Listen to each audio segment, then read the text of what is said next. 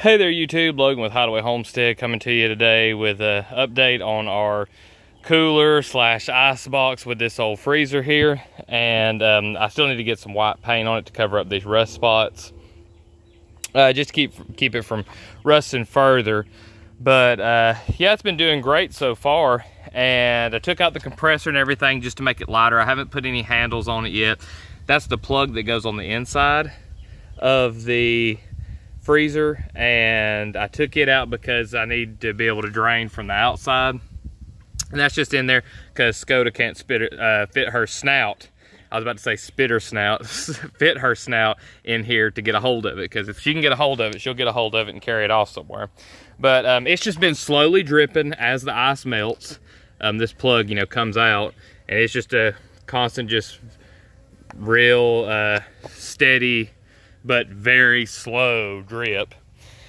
And it's been doing great. Been holding ice for a while. So I spent probably about 20 bucks on ice to keep this cold, and we are almost at a week. We only like 2 days, and I'll open it up real quick. I ain't gonna keep it open for long. But see, I've still got a ton of ice on top of here. There's still ice down in between the halves of lamb. And so everything's covered real good. We could store some more stuff in here. One good thing, if you already have a freezer and you need to thaw out meat that you're gonna use for the week, we could totally, and we really need to be doing this, have ice in it, of course, to make sure that the carcass gets cool. But we could throw our stuff that we're gonna thaw out in here and save room in the fridge on thawing stuff out.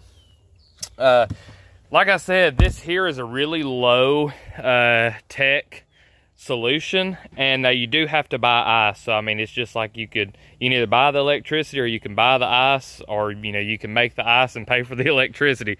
So you're pretty much either way gonna have to do something like that. Now you could probably fix something like this to run off of solar, but to me, I just don't know that if it's worth it, because you know, we do our animals at you know, just certain times, and they we're not going to be using this all the time. Which, after I've done some analysis on it of what the cost would be to keep this and keep a lot more of our animals on the hoof and process only when we need it and not do like real big processing days, this here might be a viable solution for all year round, especially during the winter time. If you keep this outside, I mean, you're looking at that ice holding in there for weeks.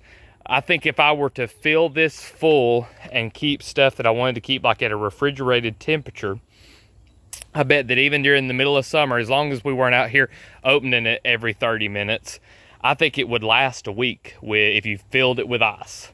You know, apart from everything that you're going to keep in there cold. So yeah, that's what I think we'd be looking at, was probably maybe about a week. It might be a little bit less than that. It might be something like 5 days, but that's still a long time to keep something like that on ice. But anyway, this I think is a great use for your coolers, and I will be coming back in just a couple of days to cut the lambs up and show y'all some of the cuts and everything, and you can see how much meat we ended up getting off of those 2 lambs. I'm thinking it's going to be somewhere around 60 pounds of hanging weight. You know, that counts the bone and everything.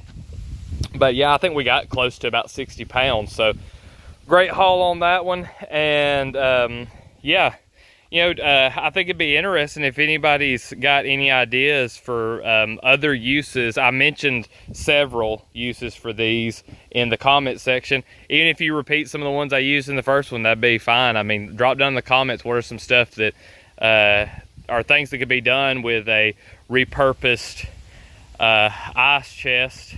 And yeah, drop that down below. If you liked the video, found any value in it, please leave a like. If you've got any questions or comments, or you know, want to give your ideas, put it in the comments section, and subscribe to the channel if you haven't already. I appreciate all y'all watching, and we'll see you in the next one.